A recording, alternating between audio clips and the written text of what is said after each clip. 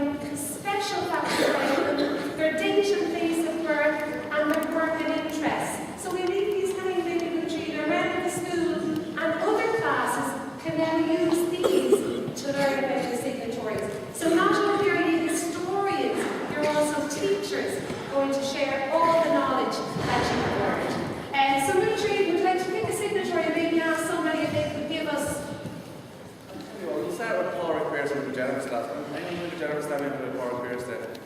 Suzanne? Who's the last leader to get executed? Anything else from the generous? What was his job here? Yeah, was he he was a school teacher. So could you imagine me and we were going off to fight now? No, so he was a school teacher and he read out the proclamation on the GPO. What does the GPO stand for, Ben Kelly? GPO? Yeah, what does it stand for? The General Post Office. Excellent. Military, can I just read out some of the lovely words the third class used to describe foreign affairs? Because these are really powerful words. They said, and we have some of them here today, an expert public speaker. And when you guys hear our 6th class read our new proclamation, you will see what an expert public speaker is like. So similar to Gordon Pierce, the 6th class guys. Patriotic, courageous, encouraging, and any good leader has to be encouraging. You have to make people want to work with you. So there are wonderful characteristics that our 3rd class had. They also had, let's see, Pierce joined the David League in 1908. He joined volunteers in 1913. He was a main member of the Irish Republican Brotherhood Council. And during Easter week, he served at the rebellion headquarters in the GPO. So that's amazing. There's so much information there that the boys and girls can get. Do you want to pick another leader to train now? I'll let the boys and girls pick whatever they want. Okay, who has something to tell us on one of their leaders? Yep.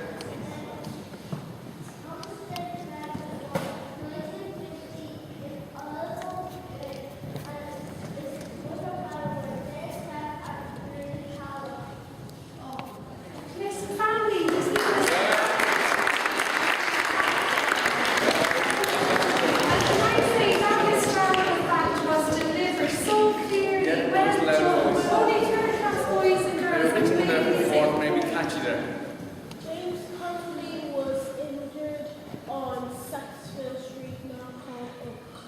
And is there any station in town named after him? Including his surname there for you, catchy. Maybe the Connolly Station? That's named after him, is that? Excellent. Excellent. Yeah, he was seriously hurt during the rise. Well done, catchy. Yeah. He's got a little legend. Cody has a big hand up there, Cody. James Connolly was one. James Connolly was the one who signed the proclamation of the Irish Republic. And such lovely words, the proclamation of the Irish Republic. Well done, Cody.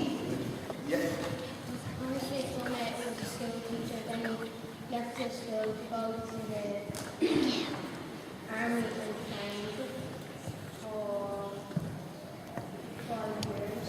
He's actually trained with the British. A lot of people seem to leave the teaching profession. Yeah. Over this side, actually, we have a good few hands. I'm sorry. Evan, Kristen.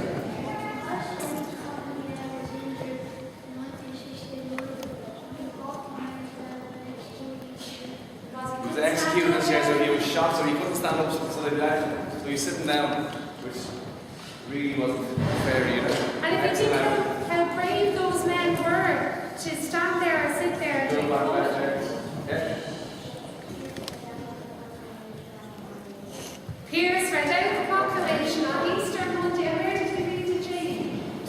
Just outside the GPO. Excellent. Marianne. Sorry, I'm going to read there. And you know, it's the greatest story ever. We were just, everybody wants me to do this in their class, I'm very passionate about this one. We were just playing the Star of Grace there as we walked in, Marianne, Joseph's widow, well done, Ellen Cash. Thomas McDonald was executed on the 4th of May. Oh, she has the dates and all that the different signatories were executed, unbelievable. Maybe to pick more of him on the green. And then we move on to Katie, Katie, yeah. He was also at You wrote poems. and it's all up there for people to read and find out. It's amazing. The last one name. I think from our middle section, Adam Toland. James Connolly was the one who got 26 countries off the British. Oh, look, we're going even further and deeper into history and we sure in 4 class, which is absolutely amazing. So as I said, it's testament to all these boys and girls, how much they embrace their history and their learning. So we are going to read out our new proclamation in a few minutes, but it's interesting just to see how it was printed. I know teachers maybe were looking at proclamation later on and seeing what mistakes and it was just, didn't have lots of time to make anything out. Didn't have much time to make it all. So we're just going to look at how it was just thinking, does anybody know where it was printed? The building it was printed in. And I know 6th class and 3rd class, when you were in town, you would have seen it. Nathan? Liberty Hall. Unbelievable. You know the big tall one with the green on top when we were standing on O'Connell Bridge, we were looking over. And you know what's interesting about it? How many floors is it, Bella? How many floors is it? Anyone have a guess how many floors is it? How many? No, not 6. 8. Nearly. Not 10. 16. What is that? 16 roughly. How many people were executed after Rising?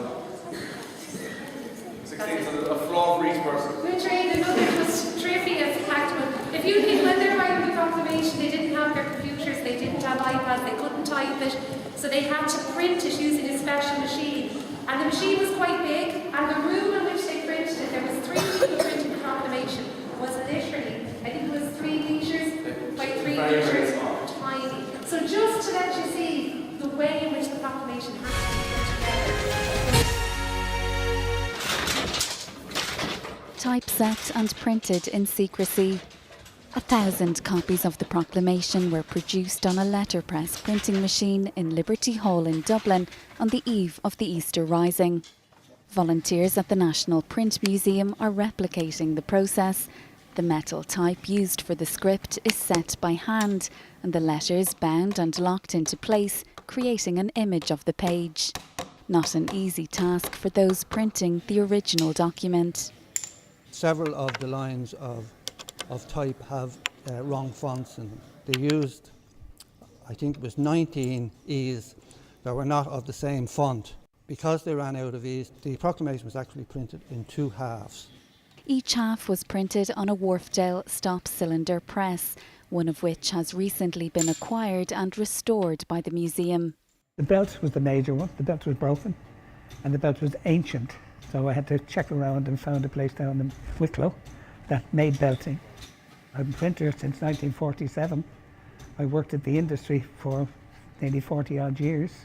And I think when you're a printer, the smell of print and paper and ink is in your blood. 150 years ago, the Wharfdale helped revolutionise the printing industry. The first machine to use a travelling bed, it could print up to 800 pages an hour. It's now being used by the museum to mark a different kind of revolution, printing replicas of the proclamation in time for the centenary of the Easter Rising in 2016. Sharon Gaffney, RTE News, Dublin. And it's interesting as well, the size of the original proclamation is not 8-4, it's quite a big, isn't it, Tracy? Yes, So big difference to Lucha Gary typing up in his office to 100 years ago, the work that went into creating it. And just for when you come back to the class, time to go through it today. But Lucha Aiden wanted to test your knowledge on all things. I was on the thought he wanted to be a signator or whatever. So what we just do, one or two questions now, and then back in the class, the teachers might go over it. It does get very hard because people struggle with some of it. I do. Your English is very good.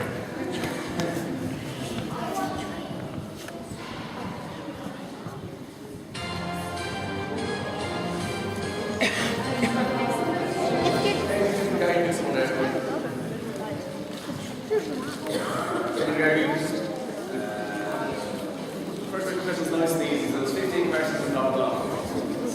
You're the character that makes up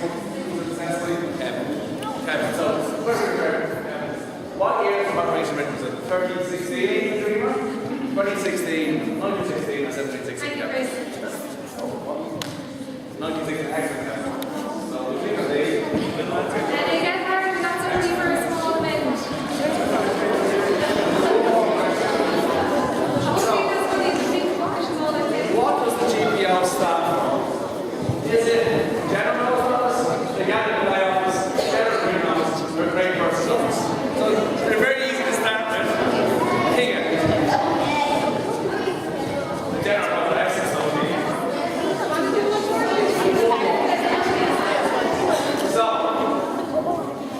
Proclamation wanted more money, independence, more rights, or freedom.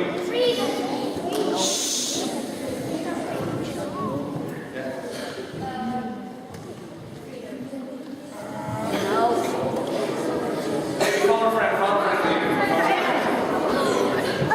Last one around there. It's a B.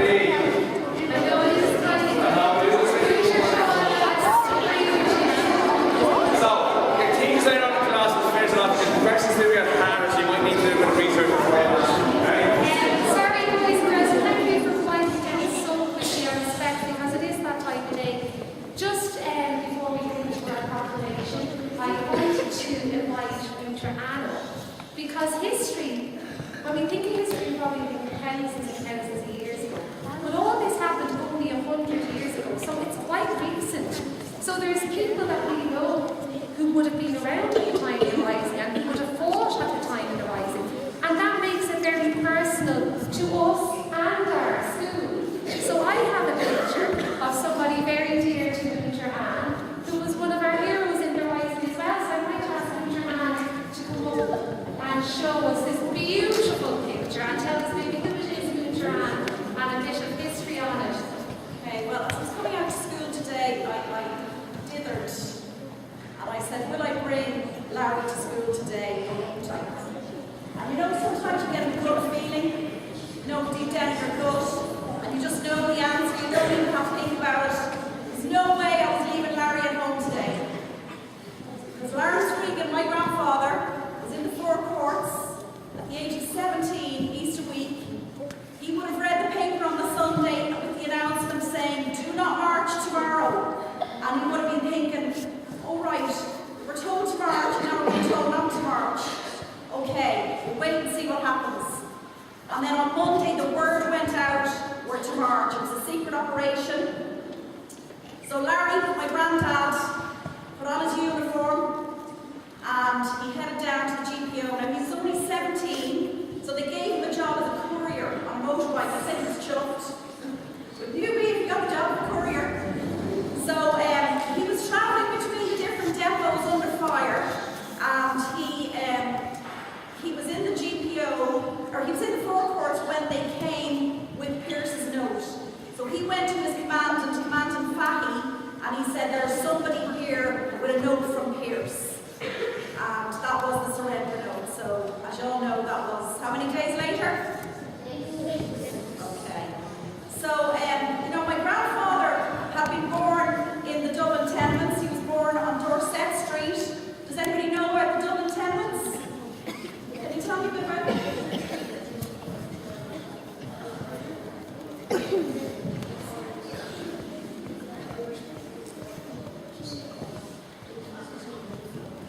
That's amazing.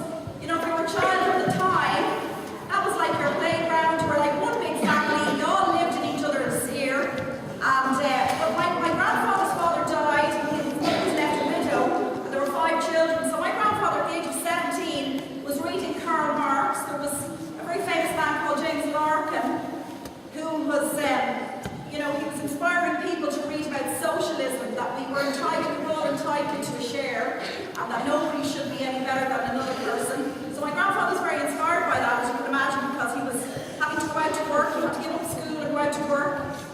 So he was very inspired, and the reason he went down to the Four Courts for the Easter week was because he was hungry, okay, and he wanted change for himself and for the generations coming behind him, okay.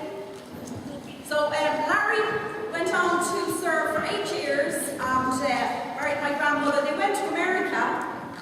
They did quite well over there, but he was so inspired by the new Ireland and what was going on at home that he couldn't wait to get back. And he said to my grandmother, "We have to go back, Ellen.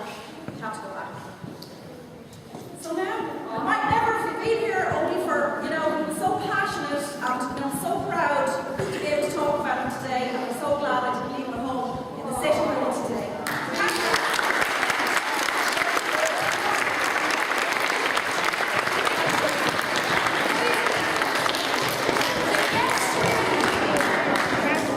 The actual best way to learn about history is by listening to stories. Because people's storytellers can help you find out about what happened in the past. And Ultran was so lovely to piece together the story of your granddad, who has many of the characteristics by the sound of a lot of our signatories as well. So thank you very much. Another, just as our intro to our proclamation, another way to truly experience history is kind to go out and find it. Go into Dublin and have a look around. Yeah. Right at the third classes since that's gone in. These elements here are available for the 50 if you have what you want. We're available to do tours. We're available for Maybe tuition. I'll reason. Look down to little landmarks in Dublin. As well, Lutrine, just before I look, can I say to Lutrina, a big shout out to our third class, who got a wonderful compliment from a passerby in Dublin City, who said when she saw them on the tour, they were the most mannerly, most respectful, the most beautifully presented children she had ever seen. So always, we talk about pride about your flag, well that's what pride about our crest of Saint Ultans. So well done, guys. So you can look at this later on in more detail, but we'll just do a little flip down through some of the pictures there. That's what you're looking at. Not yours, sorry. Not yours. We won't go too much into it, we let the back in class as well. So we have here, and what we're trying to do, guys, is a then and now. And maybe when people are back in their classes, this was the GPO 100 years ago. This is the GPO now. So it's looking at seeing what maybe has changed, what has stayed the same, and to think nearly 100 years to the day after Fort Pierce is standing outside the GPO with the proclamation, our third class, our sixth class featuring the Keeper and training have also been standing outside the GPO. So it's lovely to feel in the city and feel that history as well. That's another beautiful, it was a beautiful sunny day. You can see the tricolour flying over the GPO, so it's absolutely lovely. Also the same. Yes. Now this is a place steeped so much so in history, Moore Street, because when the GPO was under fire, the volunteers had to run out down the lanes of Moore Street. They were under fire.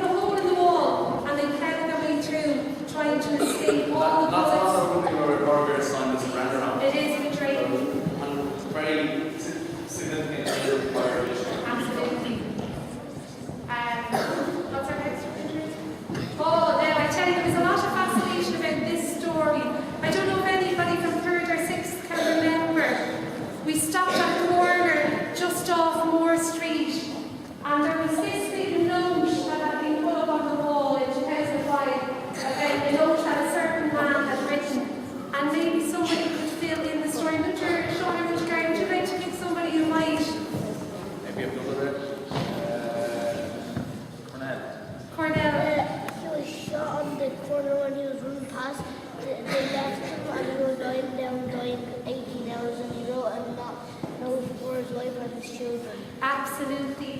Thank you, Cornell, that was so well said. Eugene, on that corner, Michael O'Reilly, who was working with the volunteers and he was trying to find somewhere safe for them to go, got shot as he crossed Moore Street. He ran across to the corner of O'Reilly Parade, got another shower of bullets, and he lay dying for 18 hours. And they thought he was somebody really important, so they wouldn't let the man cross into him. But imagine how scared and frightened he was. But the last thing he did was write a note to his wife, and that's the note up in O'Reilly Parade. Now I think I have the words. Darling Nance, written after I was shot. So he's crouching, you can picture guys, he's crouching in the corner, probably a bit scared, knowing that he'll probably never see his wife and his children again, but the last thing he wanted to do was write a note to them. Darling Nancy, I was shot leading a rush up Moore Street and took refuge in a doorway, and we stood at that doorway in the day. When I was there, I heard the men pointing out where it was, and I made a bolt for the lane I'm in now.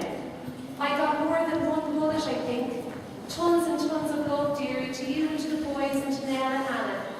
It was a good fight anyhow. Please deliver this to Nancy Petrie O'Reilly, 40 Herbert Park, Dublin. Goodbye, Darren. And all these sites are in Dublin, so over Easter, if you're in and around, wouldn't it be lovely to go and visit them, then that you know where they are.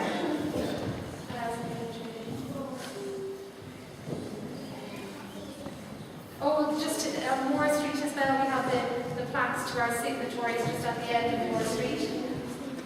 Now, they were able to tell us in Junior Assembly, what did O'Connell Street used to be called? Does anybody know? Rob. Absolutely. So if you can see, this is third class on O'Connell Street in 2016, and this is what O'Connell Street looked like during the rioting. There's great photographs that I used to have, and I'm sure we'll go to compare and contrast them 100 years ago and now.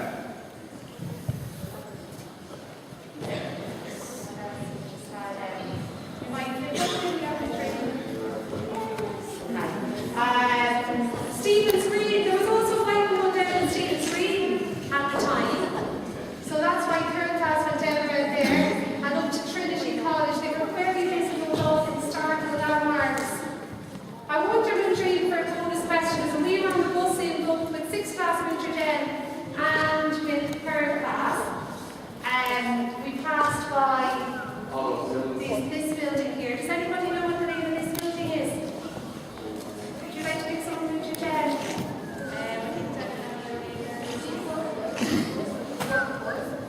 The forecourt's well done. Anybody got any information about what happened at the forecourts around the time of the rising? Anybody know anything?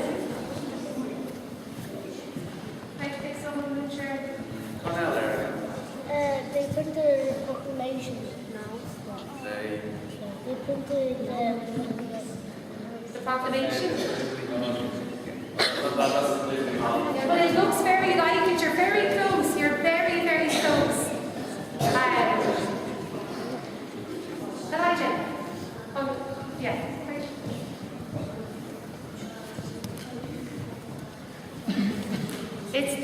good. It's near the Canadian jail as well, where the leaders got executed. There was some people shot around there. Katie. 12 innocent people got shot. Exact, well done, guys. And the other building, that's what you were saying, I think, where the Proclamation was printed. It's really changed. It's really changed. What was the name of this one? Reason. Liberty Hall. Oh. Where's this now? Right, sorry, Lutrine, it's just like, because we're getting ready for our new proclamation, so we need it nice and quiet. Yeah.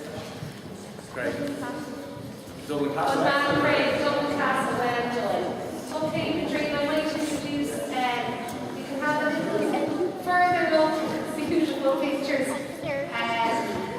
And we've added these as the rest of our classes go on tours, we'll just keep adding them on. Is there the last slide on that? So boys and girls, I don't ask you now to be very quiet and very respectful, because this is a really big moment now that's about to happen.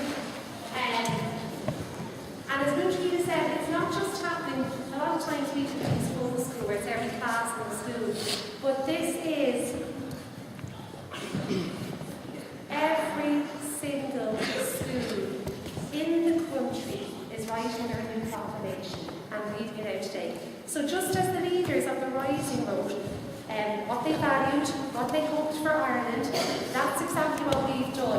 One big difference though, 100 years ago there were 7 signatories. Today in Saint Ultans we're going to go around and get every single child in our school to sign our new proclamation, because it's all their ideas that Hunter Gary went around, all their vision for Ireland for the next 100 years, what type of Ireland they want to see for the next 100 years.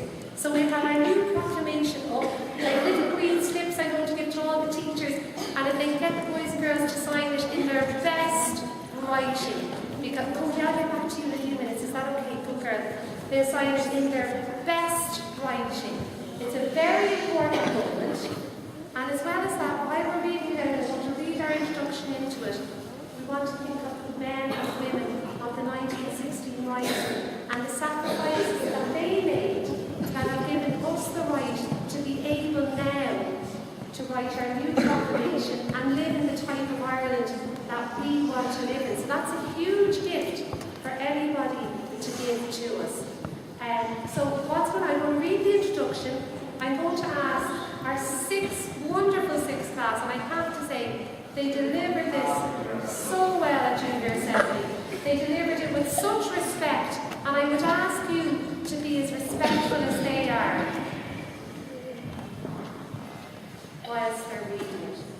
And then after the proclamation, just to finish our celebration, we're going to stand and we're going to sing our national anthem. Respectfully. Richard, I don't think we need to use the mic. No, no. Perfect. But I'm just going to wait till it's really, really quiet because it's really important. And I'm going to introduce our sixth leader. So thank you guys.